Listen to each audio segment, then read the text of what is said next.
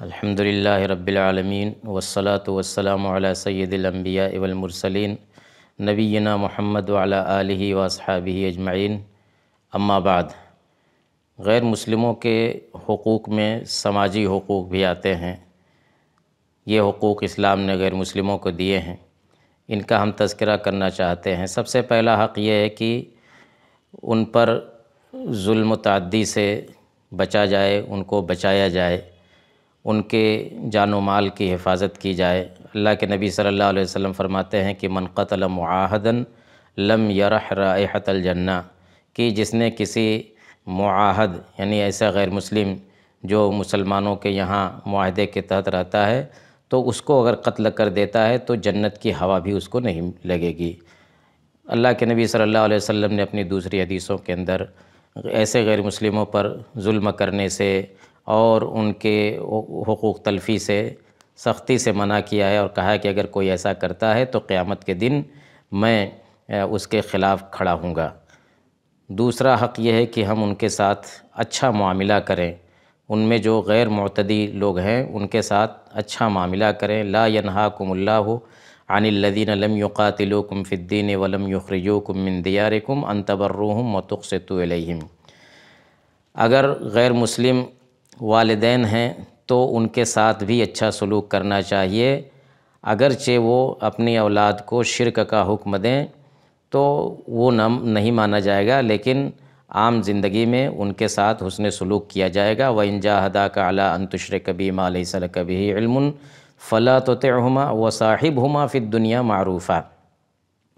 غیر مسلموں کو اسی طرح سے کام کرنے کا، کمائی کرنے کا اور ملکیت کا حق حاصل ہے، چنانچہ اللہ کے نبی صلی اللہ علیہ وسلم اور صحابہ کرام غیر مسلموں کے ساتھ بیع و شراء کرتے تھے، خرید و فروخت کرتے تھے۔ غیر مسلم کو صدقہ خیرات بھی دیا جا سکتا ہے۔ مسلمان شروع میں اس چیز کو ناپسند کرتے تھے، یہاں تک کہ اللہ تعالیٰ کا یہ قول نازل ہوا لیس علیک ھداھم ولکن اللہ یہدی من یشاء، تو پھر مسلمانوں نے خوش دلی کے ساتھ یہ کام شروع کیا۔ حدیثوں کے اندر بھی آتا ہے حضرت عائشہ رضی اللہ تعالیٰ عنہ کے بارے میں کہ وہ یہودیہ عورت کو انہوں نے صدقہ دیا، اور بھی بہت سارے مواقع پر اس کا تذکرہ ملتا ہے۔ البتہ یہ خیال رہے کہ زکوٰۃ جو ہے یہ غیر مسلموں کو نہیں دی جائے گی، الا یہ کہ وہ مؤلفۃ القلوب کے قبیل سے ہوں، یعنی جن کے اسلام لانے کی امید ہو اور ان سے خیر کی امید ہو۔